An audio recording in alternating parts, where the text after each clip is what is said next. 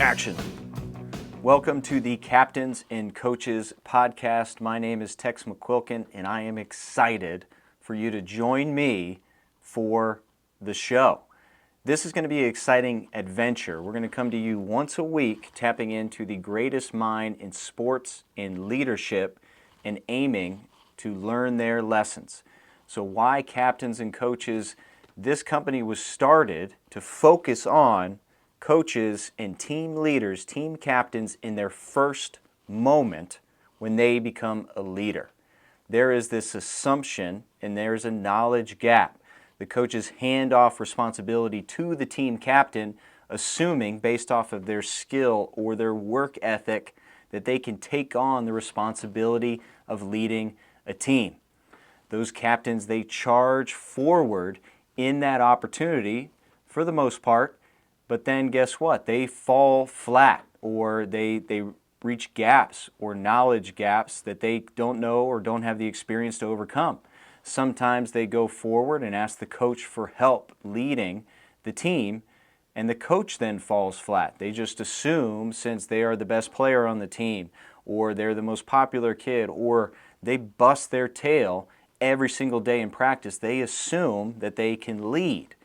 Well, that assumption, that is what we're attacking, both the team leaders and the coaches and the captains, that first moment when they step into a leadership role.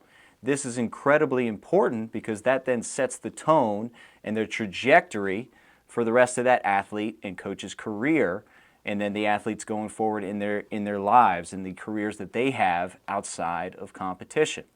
We're going to be connecting with the best sports minds in the world, but also diving into business, law enforcement, military, where those leaders take the lessons that they grew up and fostered as individuals and failed, but learn from their experience and then take it into their profession.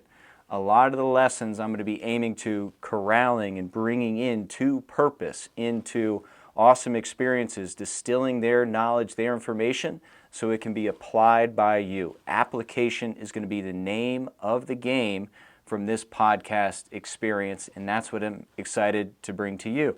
So a lot of this began with my athletic career and observing and learning from coaches. In high school, I had a lot of transactional coaches growing up playing high school sports, high school football in Texas. Guess what? They were aiming to hold on to their jobs. The class that I was in, my junior class, our coaches, they made a transactional decision to take the sophomores they were good, don't get me wrong, they were good, take those sophomores and put them in varsity so that my team, my high school, could compete with our crosstown rival who win the state championship every single year. So they decided to neglect our junior class, keeping us on JV that single year, in the order to sell to boosters, to promote, hey, there's a future with this program. We're going to give these kids an opportunity to lose, so that way in 1, 2, 3 years, they can then compete to win with those teams.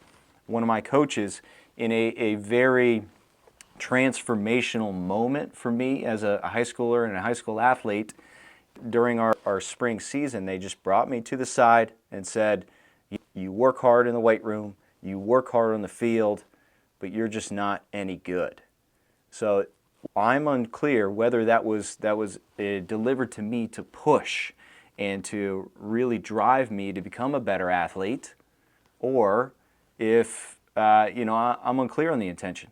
But the words were crushing from that coach at that moment in time.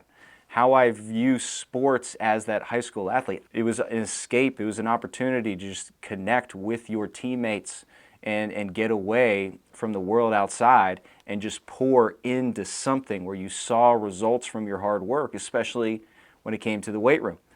So then this moment that I had stripped away from me, it was soul crushing. That junior class, however, we viewed ourselves as leaders, we viewed ourselves as winners, and we decided to start our own lacrosse team in Texas, in small town Texas, and then that changed the whole trajectory of my life, because then it opened up the opportunity, the window to then go play in college. And that college lacrosse, that's when I experienced my first year as a team captain. My second year of playing, I was granted the opportunity to then lead the team. Again, I'm coming from Texas, going to play some East Coast lacrosse where these dudes have been playing their entire life. And now, based off of work ethic, pushing myself, grinding, using sacrificing my body, using my body as a weapon in the sport of lacrosse, I earned the respect of the team and then the opportunity to be a leader and help that coaching staff. I didn't know where to go, right? All I knew was lift weights, run as fast as I can, and play my sport. I was a quiet kid. Communication was not my strong suit, but now I am handed the assumption of leadership. Just get them to work as hard as you. The world doesn't work like that.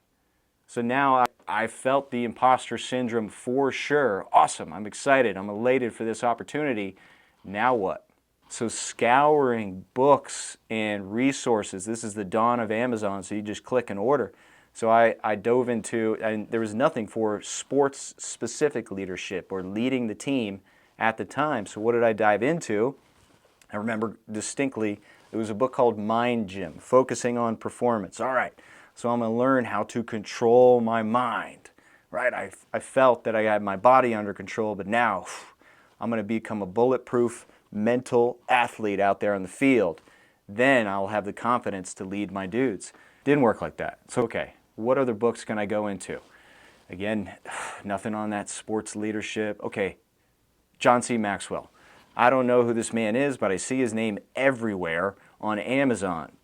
360-degree leader. Okay, it makes sense to me, right? I'm a team captain. I'm right in the middle. I got to lead up to my coaches. I got to lead down to my teammates. I got to lead across to my other co-captains. This makes sense to me. And then as I dove into that, well, I was just not experienced enough in life or leadership or teams really to extrapolate the lessons from a business book and then figure out how I can apply them to my teammates.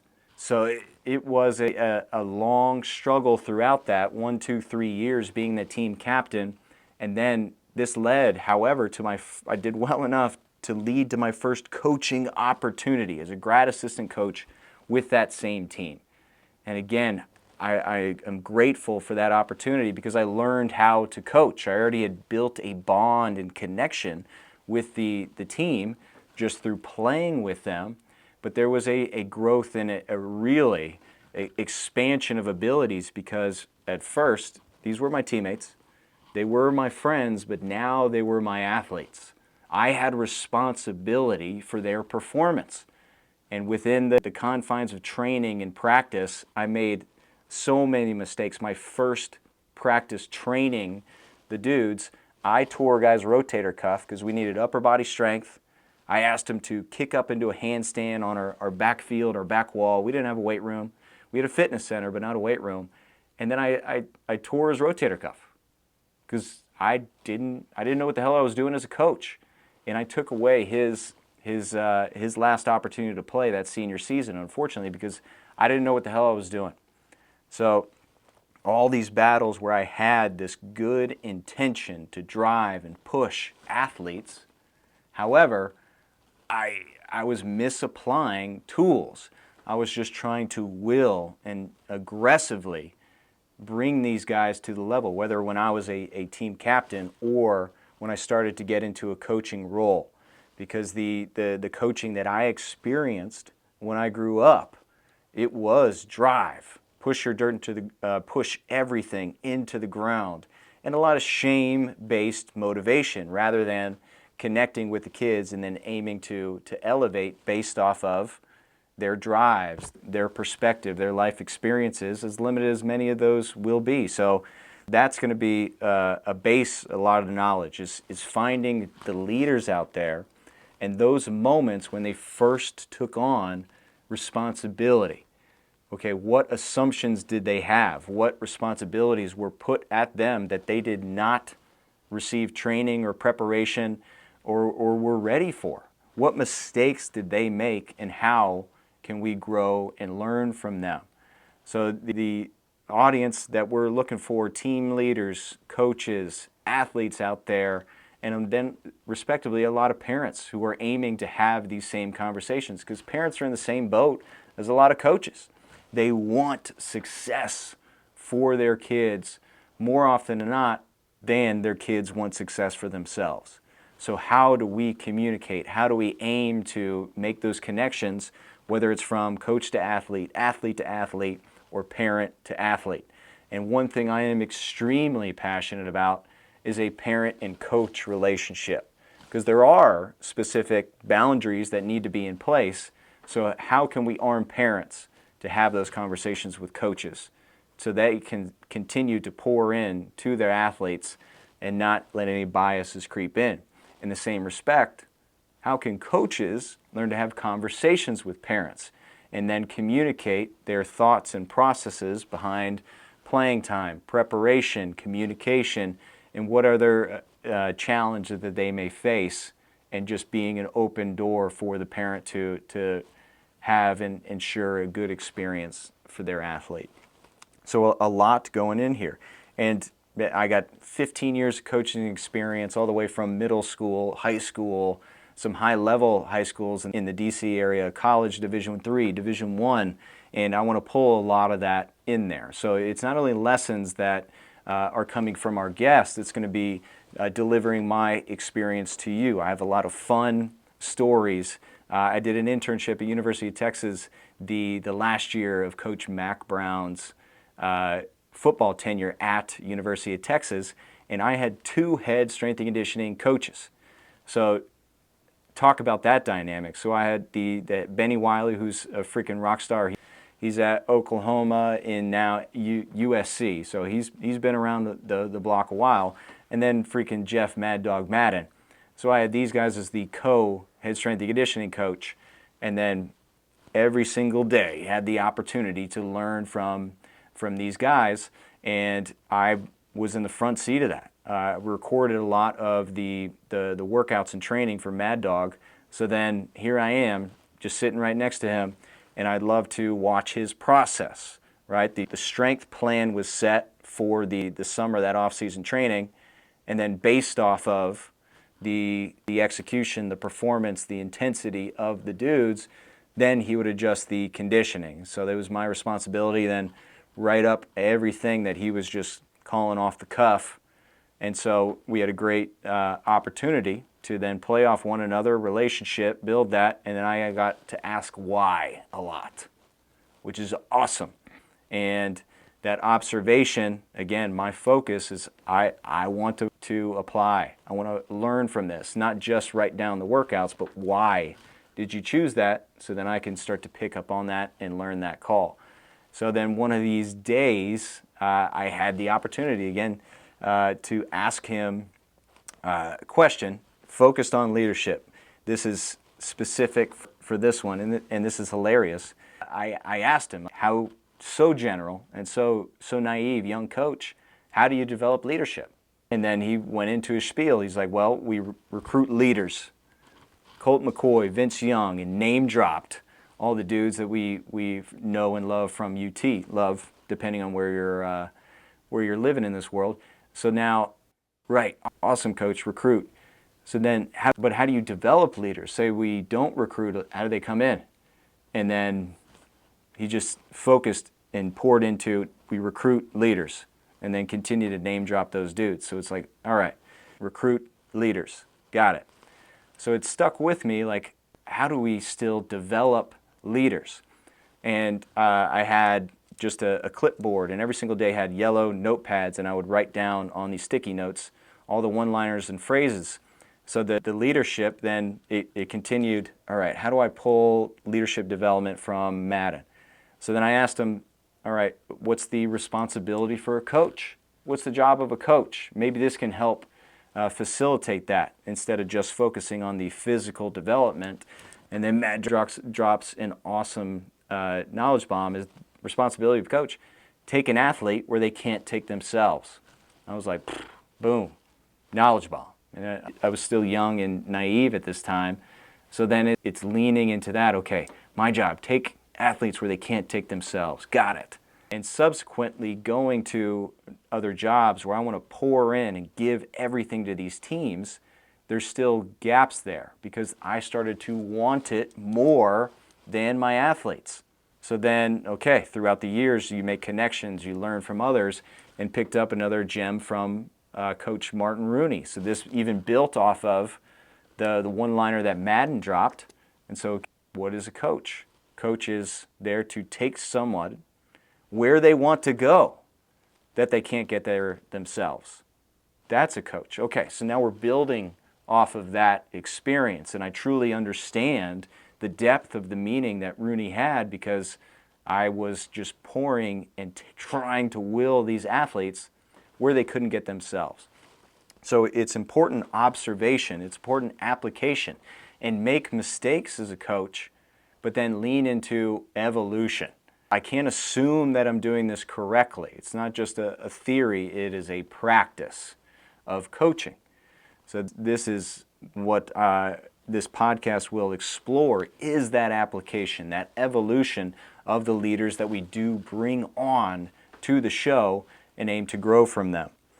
So that's an awesome thing, and I want to continue to expand on that. So there's so many coaches that I will aim to bring onto the show that I've met along my coaching journey, and that's going to be one of the awesome things about this experience is I have a relationship and a connection with so many coaches all over the world over the 15 plus years I've been coaching, and now we get the opportunity to really peel back the layers, get to know who they are and what led them to where they are now.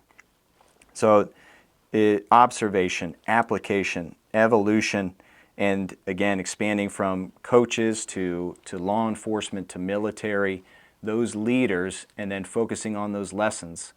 So that the team leaders, the kids that do listen, or the coaches that are leading kids, they can take these lessons that they have and aim to apply them for our student leaders, so then when they go off, when their competition window closes, they can continue to then grow and apply.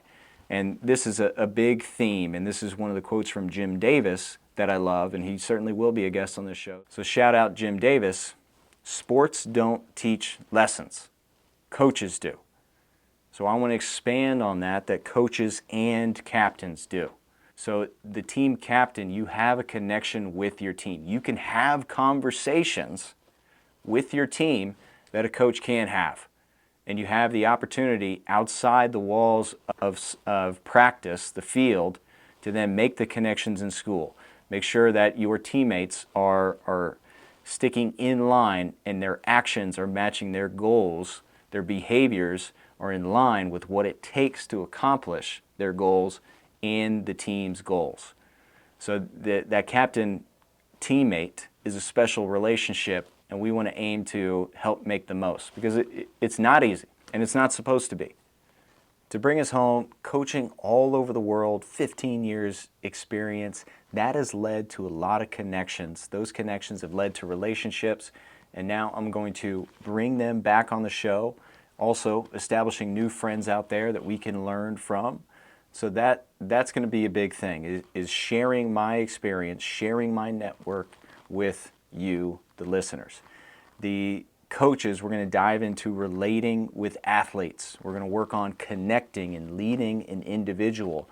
We'll also focus on, and this is completely different than leading an individual, how now to lead a group and a team. So expect a lot of coaches out there that are working with massive Power 5 football programs to teach us how to lead a team. So individual, team leading, and then most importantly as a coach, leading yourself. You be the example for your athletes. Are you modeling the behaviors that you're holding your athletes accountable for, so then you can shape without losing that connection and that interest by being hypocritical? That's going to be a big thing. And then now coaches, we're going to be focusing on how you can assess self-awareness, social awareness, self-management for athletes, and then give you the tools to increase their awareness, both the self and social, and also how we can self-manage. An athlete that cannot manage themselves becomes very costly for the whole team, especially when the heat of competition gets up there. So these are all things that we want to identify, help bring some awareness to our athletes, but then also give you tools to really stress during practice so we can elevate their level of training. So when they go into competitions, when they go into stressful situations in competition and later in life, they have the tools now to fall to their level of training and find success in sport and life. So that's going to be a major theme throughout the Captains and Coaches podcast experience, blog content online, captainsandcoaches.com, and then a lot of our training programs available on the line. We're going to be focusing on social emotional leadership, so using movement to help teach lessons. Going to give you a lot of scripts for pre-practice and post-practice huddles so you can focus your lessons basically, and rather than just shooting off the cuff each day. These scripts can be also handed to team leaders, so now they are practicing finding their voice. So a lot of cool things coming your way. It's starting here with the podcast. So aim to give us a follow, like, subscribe, all that good stuff so you can continue to be alerted for when new content drops. I am very grateful for you taking the time to listen to the episode, and I can't wait to share my experience, my network's experience, and the world's experience with you, so that way we can raise the game together. Shut it down. Let's go home.